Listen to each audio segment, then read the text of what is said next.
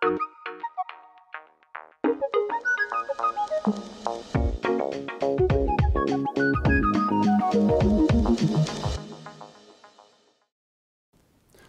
we're very happy to have you here. You're a specialist on taste, and as it happens, black is my favorite color.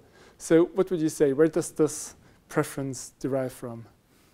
Something like color preference is an interesting question. I mean, it's been shown in studies that given a range of colors, people will generally pick blue as their favorite. Blue might be your favorite color, in some sort of abstract sense, but when it comes to buy a car, suddenly a blue car might seem not as desirable to you, that the black suddenly looks better. So I think none of these preferences are all-encompassing generally, but a corollary to the idea that people may like universally blue is that, well, when too many people begin to like the same thing, this seems to bring a certain sense of discomfort to people. We want to feel like we're belonging to a part of a crowd, but we don't want to feel necessarily like we've given up all identity. So we may seek some way to distinguish yourselves. And I should say it's not necessarily stable. That's an interesting point, really.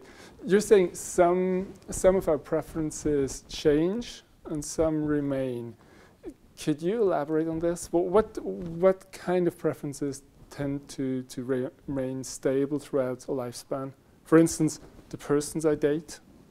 I think food, because food is such an elemental thing in our lives, and we depend upon it for survival, it sort of taps into these ancient evolutionary things where we really prize familiarity, because familiar means it's safe, it's not going to kill you. So that gets associated with comfort. So we all have a dish that we can eat that reminds us of being a young child, for example, and that's going to be a pleasant experience, hopefully. You mentioned dating. I mean, this is an interesting thing because, dating is something where, we often don't know why we're making decisions, or we don't know why we might like the things we like. And so one of the challenges that has been found with internet dating services is that, they will ask you this series of questions that are designed to seek out, similarities between people. But however, the range of things that they're asking you about are these questions that don't seem to correlate well with future relationship success. It's very hard to predict ahead of time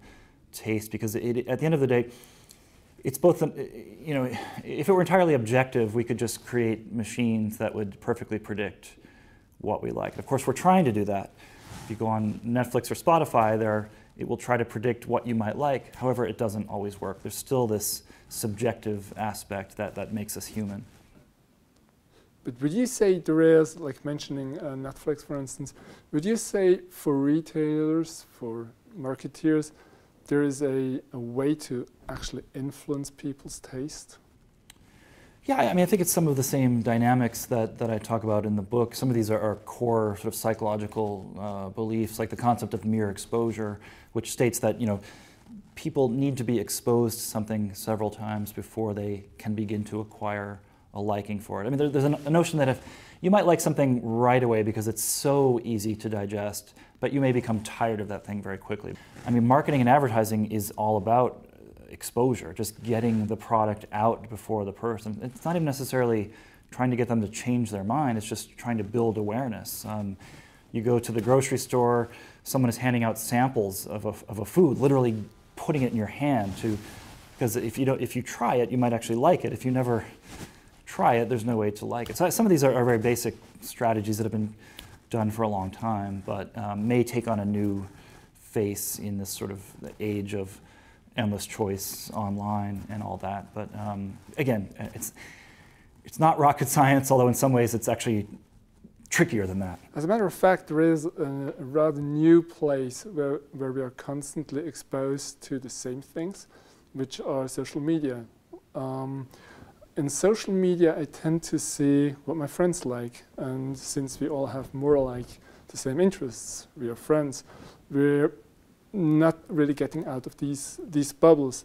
So in the end, how should my taste be able to evolve when I'm stuck in a filter bubble?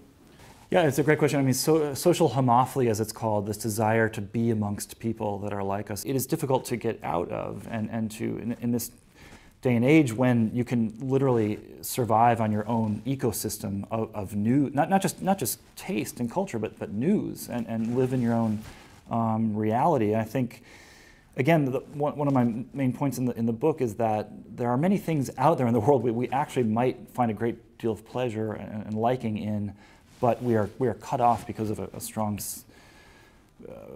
predisposition, prejudice that we think we're not going to like it. One of my favorite examples of this is the music recommendation system Pandora in the United States. Pandora was started by a guy named Tim Westergren.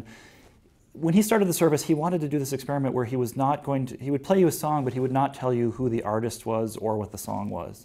He thought, because people have this, or the genre, people have this conception, I don't like this kind of music. Oh, that artist, I've never heard of them, I don't like that. If you could hear something simply without context, without expectation, often this is the most effective way to reach someone. Cool. Thank you very much for being here. My pleasure. Thank you.